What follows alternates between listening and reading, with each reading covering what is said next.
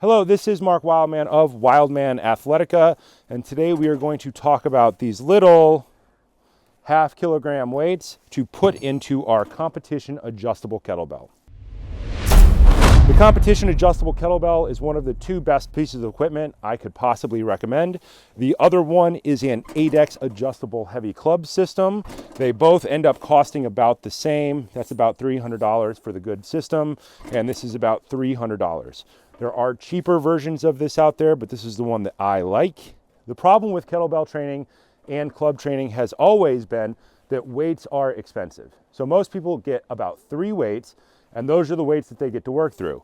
This allows people to have access to more weights for much less money. $300 replaces, I think, like 17 other weights. I have a whole video just on how much money this one piece of equipment saves you. With the addition of this one little piece here, we're going to double the number of weights that we have available to us.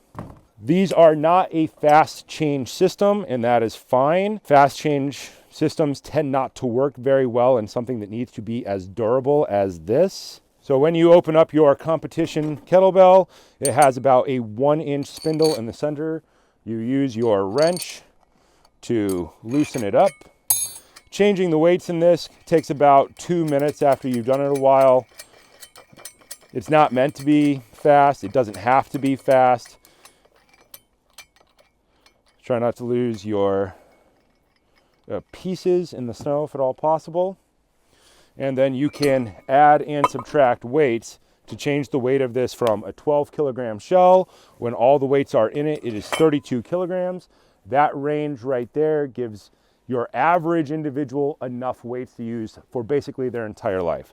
So $300 worth of equipment gets you really far. You get a 12K, no 13K. So you get a 12K, 14, 15, 16, 17, all the way up to 30. There's no 31, and then 32. So you end up with a lot of weights and a huge range of weights from 12K to 32K.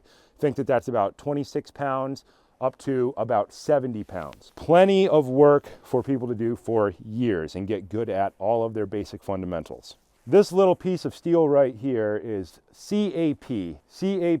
CAP is a company that makes these old school iron weights that go on spin lock bars and dumbbells. I got this off of Amazon. They're actually pretty hard to get right now. I don't know why, but these ones are 5 times more expensive than all the ones that are heavier than them. Paying a little bit more to get more functionality for something that is never going to go bad is not something I'm super concerned with. It's not actually a half a K.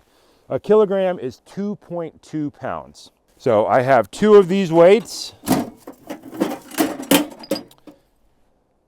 and they make 2.5 pounds. So we're 0.3 pounds over, or 0.15 pounds over a half a K. We could drill holes in this, and we'll probably do that in a different video in order to bring it closer to the correct weight, but it's not something I'm super concerned with. We take our weight, it has a 1-inch hole in the center.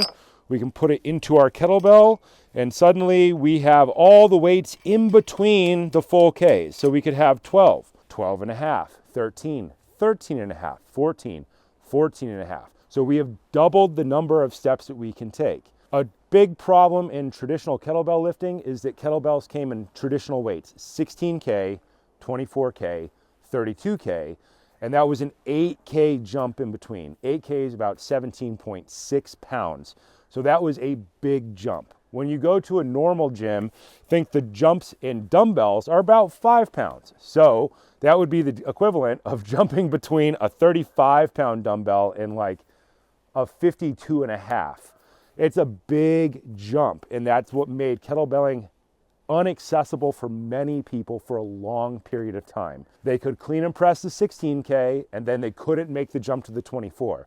Or they could do the 24, but they couldn't make the jump to the 32K because it's so big. There were a lot of mathematical tricks that trainers did to help people get around that. But what we really needed was more weights. So we got a 20K and we got a 28K, and training got better. It became more accessible for everybody. Then we got even smaller jumps. We got 2K jumps. So when we could have a 16, an 18, a 20, a 22, and a 24. The problem with that is you had to buy all of those kettlebells, and each one of them cost $200 to $300 for a good competition kettlebell. So you ended up spending a lot of money. With the competition adjustable kettlebell, you spend $300, you get a ton of weights, you get the 1K jumps. Those 1K jumps mean that absolutely almost everybody can complete a clean and press program or a swing program up to the big weights, because you can make those little tiny jumps and repeat it over and over again and master the basics, just like you would do with barbell. You could micro load the weights.